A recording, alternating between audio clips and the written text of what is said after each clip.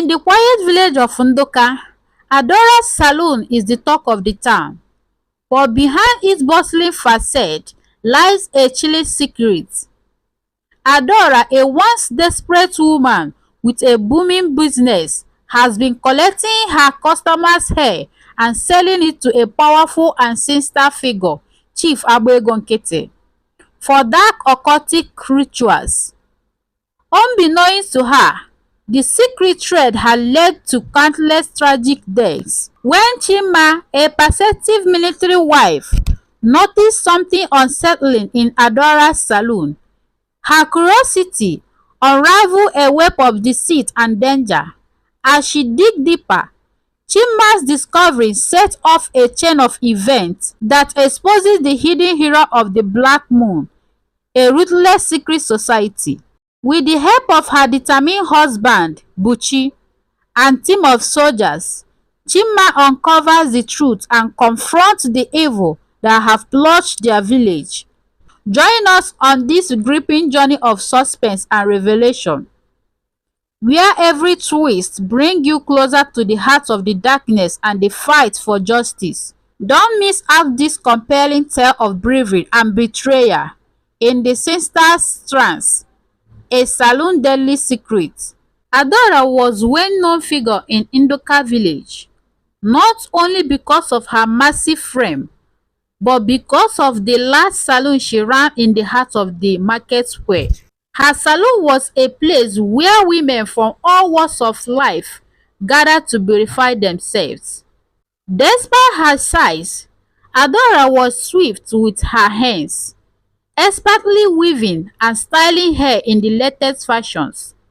Her customers often complimented her skill, but there was something strange about the way she always made sure to comb their hair one last time before they left.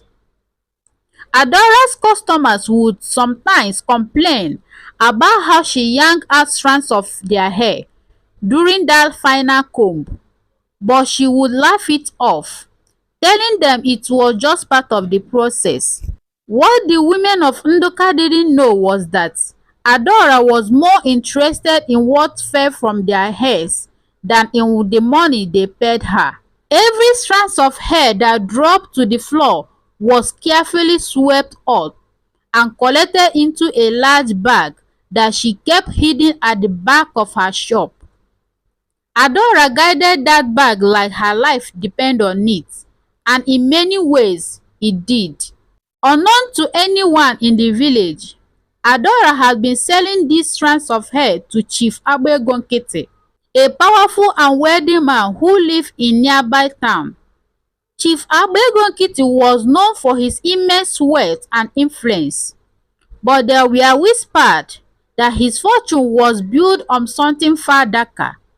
People claimed that he was deeply involved in the occult and that his wealth came from making sacrifices and performing rituals with the help of dark forces. It was said that Chief Agbegonkete had insatiable hunger for human hair, especially that of young women. He paid Adaora handsomely 500,000 naira for each bag of hair she delivered to him. But there was a terrible price for the young women whose hair was used in Chief Agbegonkete's rituals. One by one, they began to fall ill, and despite all effort to save them, they died. The deaths were mysterious, with no clear cause, but the village elders said it was the work of evil spirits. Ndoka was in mourning, and fear gripped the heart of the villagers, especially the women who had once been customers at Adaora's salon.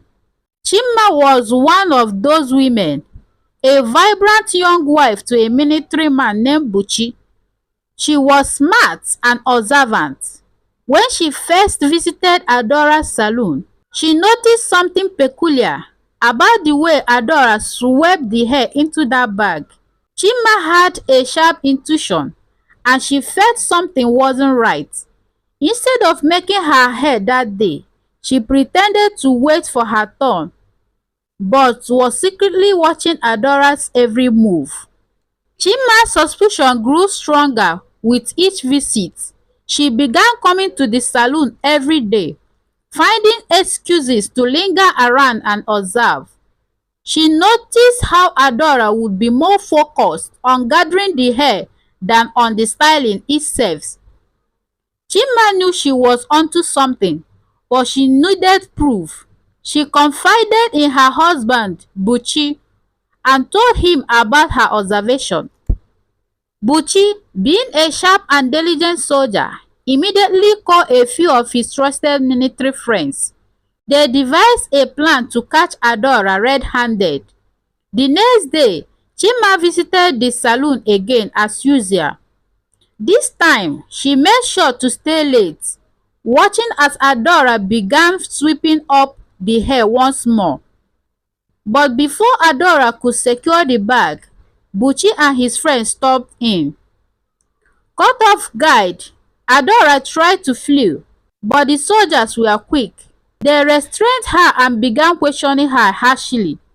Adaora, unable to withstand the pressure, broke down and confessed everything. She told them about Chief Agbegonkiti and how she had been selling the hair to him for his occultic rituals. The soldiers were shocked and disgusted by what they heard. Buchi and his friends wasted no time. They immediately made their way to Chief Agbegonkiti's mansion. The chief, with all his wealth and influence, never expected the military to show up at his doorstep. He tried to bribe them, offering them gold, land, and even more money than they could ever imagine. But Buchi was not a man to be swayed by material things, especially when the lives of innocent women were at stake. After a fierce confrontation, Chief Agbegonkiti was arrested. The villagers were shocked when they heard the news. They couldn't believe that their beloved saloon owner, Adaora, had been involved in something so sinister. The village elders gathered to perform cleansing rituals to rid the community of the dark spirits that had caused so much pain and suffering. But the story didn't end there. The arrest of Chief Agbegonkiti sent shockwaves through the region, and the many other secrets began to unravel. Adaora, now in custody, started revealing more names, more people who were involved in the dark trade. The village was far from safe, and the danger was not yet over. And so the tale continues as Buchi and Chinma dive deeper into the webs of evil that had ensnared their village, determined to uncover the full extent of the darkness that had taken root in their land. Little did they know they were about to face challenges far greater than they had ever imagined. Challenges that would test their courage, their faith, and their love for one another. After the arrest of Chief Agbegonkiti and Adaora, the village of Nduka breathed a collective sigh of relief. However, Buchi and Chinma knew that the battle was far from over. The chief had been a powerful figure with deep connections to the underworld, and his downfall had likely sent ripple through the dark circles in which he moved. There were bound to be others who were part of his sinister network, and Buchi was determined to root them out. Buchi and his fellow soldiers kept a close eye on Adaora. She had confessed to her crime, but Buchi believed there was more to her story. He decided to interrogate her further, hoping to uncover the full extent of Chief's oppression.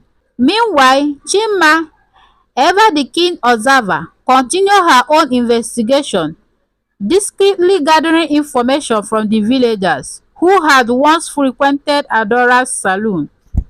One day, while Buchi was questioning Adaora, she broke down and revealed that Chief Agbegonkiti wasn't working alone. There was a powerful secret society known as the Black Moon that had members scattered across the region.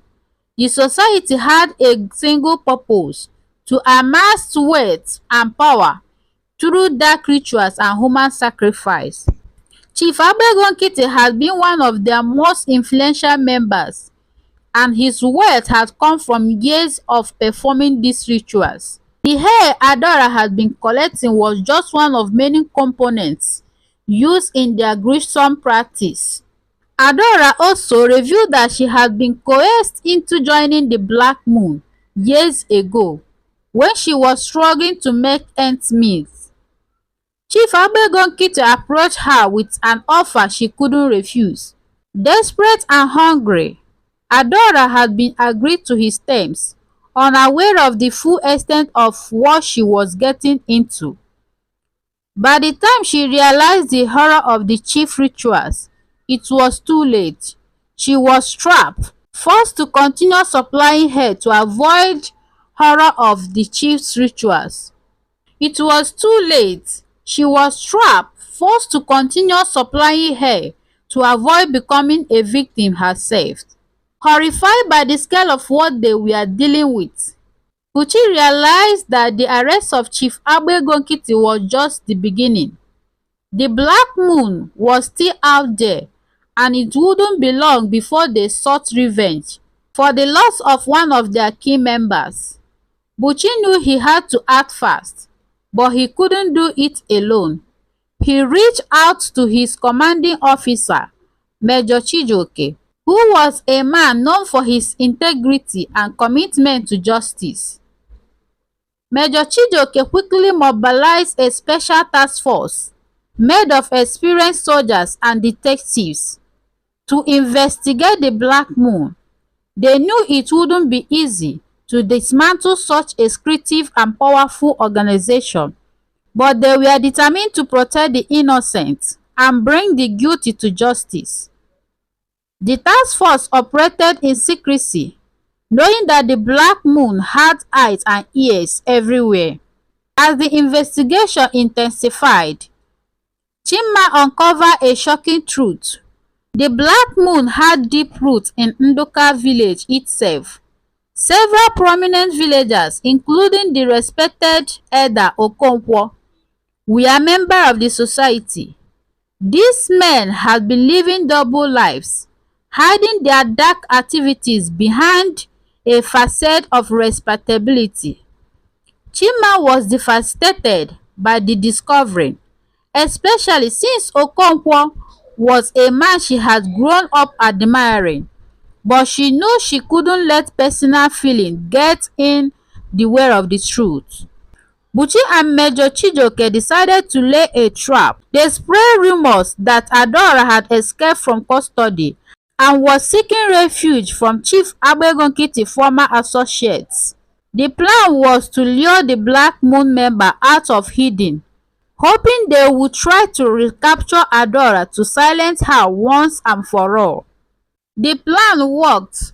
Late one night, under the cover of darkness, a group of marksmen approached the military barracks where Adaora was being held. Buchi and his men were ready. As soon as the men tried to enter the barracks, they were ambushed. A fierce battle ensued, with the soldiers overpowering the attackers. When the masks were removed, the soldiers were shocked to see that the leader of the group was none other than Elder Okonkwo himself. With Okonkwo's capture, the task force had the evidence they needed to take down the Black Moon. One by one, the members were arrested, their wealth and power stripped away. Adaora, despite her crime, was spared the harshest punishment. She had helped bring the Black Moon to justice and was sentenced to a life of servitude, spending her days working to make amends for the lives lost because of her actions. But even as the village of Nduka began to heal, a dark cloud lingered on the horizon. The Black Moon had been defeated, but rumors persisted of other secret societies, just as powerful and just as dangerous. Buchi and Chinma knew that their fight against evil was far from over. They had won a significant battle, but the war for the soul of their village and perhaps even the entire region had just begun. And so their journey continued, with new challenges ahead, new enemies to face, and new mysteries to unravel. As they moved forward, they knew they would need all their strength, courage, and love to protect the ones they care about and to keep the darkness at bay. This story teaches us that even in the most unsuspecting places, evil can lurk behind seemingly ordinary actions. It highlights the importance of vigilance and integrity in our communities. Adora's tale reminds us that unchecked desperation can lead to moral compromise, and that a single individual's courage to question and investigate can unravel deep-seated corruption. It underscores the value of speaking out against wrongdoing and the need to uphold justice, ensuring that the truth prevails over deceit. Thanks for watching. See you in my next video. Bye.